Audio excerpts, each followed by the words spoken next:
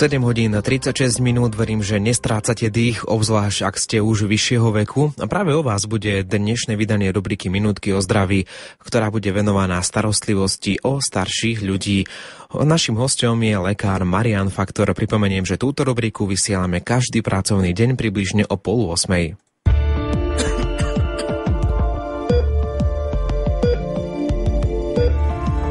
Minútky o zdraví. Milí poslucháči, starostlivosť si zaslúžia nielen naše deti, o ktorých sme hovorili v predchádzajúcich častiach nášho seriálu Minútky o zdraví, ale aj naši rodičia. Pretože kým deti sa o seba ešte nedokážu postarať, tak naši rodičia a starí rodičia to často už nedokážu. Dnešní dôchodcovia to nemali v živote ľahké. Narodili sa v chudobnejších časoch, zažili povojnové roky neistoty, obmedzovanie osobnej slobody a aj nežnú revolúciu a s ňou aj zmenu spoločenského zriadenia. Mnohí prišli o prácu a získať novú vo vyššom veku ide len veľmi ťažko. Potom prišiel boom internetu, mobilných telefónov a moderných technológií. Myslím, že viacerí budete súhlasiť, ak poviem, že žiadna generácia doteraz neprešla toľkými zásadnými zmenami ako práve dnešní dôchodcovia. A napriek tomu väčšina z nich celý život pracovala, starala sa o svoje deti, o nás a tvorila hodnoty pre túto spoločnosť. A za to všetko, akoby na revanš, si zaslúžia našu úctu a rešpekt. A samozrejme, dôstojnú zdravotnú starostlivosť. Zmenami prešlo aj naše zdravotníctvo. Dnes máme mnohé možnosti, ktoré sme predtým nemali. Nové lieky, diagnostické postupy, technológie.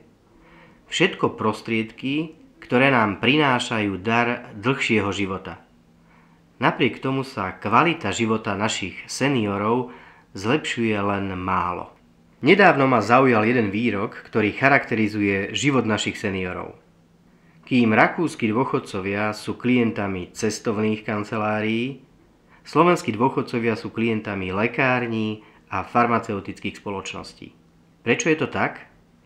Dôvodov je niekoľko. Dochádza k neustálým zmenám, pacienti sú často stratení v systéme, v ktorom chýbajú jasné pravidlá a ľudský prístup. Mnohé veci, ktoré sme v minulosti považovali za samozrejmé, dnes nefungujú. Ako napríklad trochu pozornosti a nezištného záujmu, pomoc detí a vnukov, na ktorých sa môžeme spoľahnúť s bežnými vecami. Nakúpiť, vybrať lieky, pripraviť niečo pod zub, alebo sa jednoducho len tak porozprávať. Rýchla doba si vyberá svoju daň. Pracovná zaneprázdnenosť mladšej generácie prináša smutný fakt. Naši rodičia sú často odkázaní sami na seba. Je pre nich ťažké zorientovať sa v nových pravidlách, a neostáva im nič iné, ako chodiť od dverí k dverám, čakať a byť v neistote. Ak na to ešte majú vôbec silu a čas. Ale to by sa vo vyspelej spoločnosti stávať nemalo. Veď nie nadarmo sa hovorí, že vyspelosť krajiny sa dá merať aj podľa toho, ako sa vie postarať o svojich dôchodcov. A my na Slovensku v tomto smere rozhodne máme čo zlepšovať. Na strane štátu a spoločnosti, ale aj na strane každého z nás. Aby sme nezabúdali na našich rodičov a starých rodičov, keď našu pomoc potrebujú. Za všetky slová by som dnešné minútky o zdraví ukončil múdrymi slovami z Biblie. Maj v úcte vdovy, ktoré sú naozaj vdovami. Ale ak má niektorá vdova deti alebo vnúčatá, nech sa predovšetkým oni učia mať úctu voči svojej rodine a odplácať rodičom svoj dlh, lebo to je milé pred Bohom.